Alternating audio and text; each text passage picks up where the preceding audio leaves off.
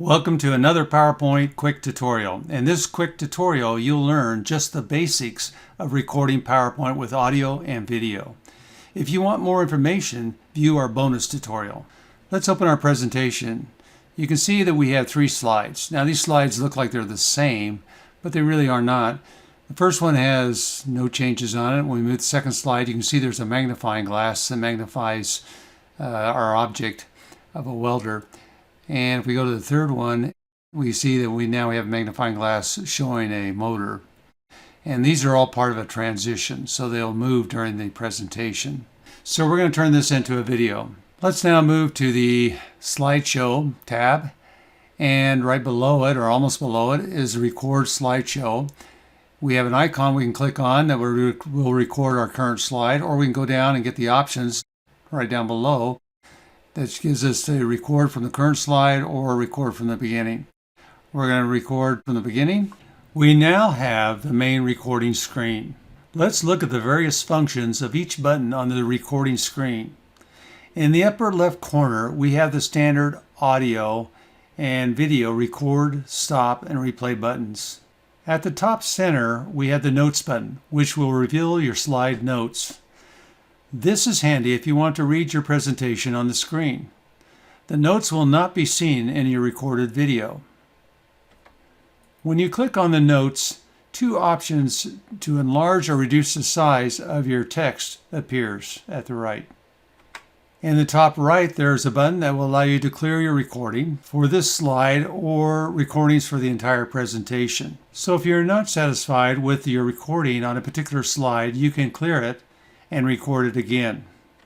In the settings button, you can view your microphone and change your microphone settings or your camera settings. On the bottom left, there are 2 timers. The left shows the time lapse of the current slide. The right is the total time for the entire presentation. In the center, there is a tool selection that allows you to annotate your presentation. We have an eraser. We have a pen tool, we have a highlighter, and we also have a laser pointer that is not permanent.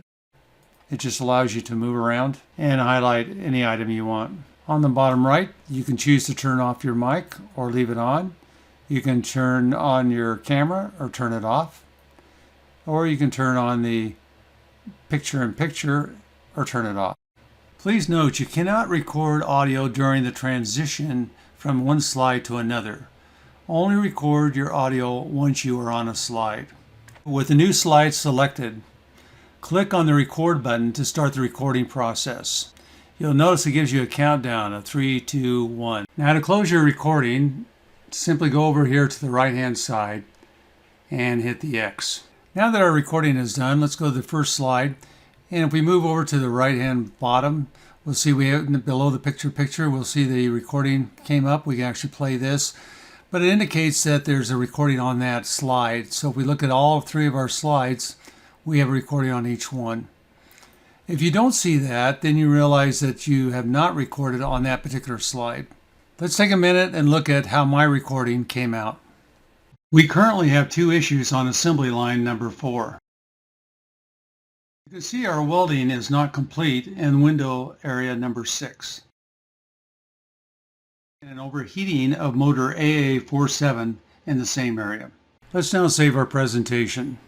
Let's go up to the file, come down to Save As, and the first thing you want to do is save your PowerPoint presentation as a PowerPoint file. So I've already done that. Next thing we can do is we can come down and you can save your PowerPoint as a MPEG-4 or as a Windows Media video. So both of them right here. Now there's one other way to save, and that is to go up here to the export. And in export where it says create video, you can create a video. This will create an MP4 file. The only advantage of exporting is when you come up here, you'll notice that you have various sizes like high definition 1080p, 720p, and a standard 480p. So if you need a smaller file, this is the best way to do that, is to come into this export and export it as a smaller size. Thank you for watching this video, and if you liked it, give us a thumbs up. And don't forget, we also have the bonus video with more details on other things you can do in making a video in PowerPoint.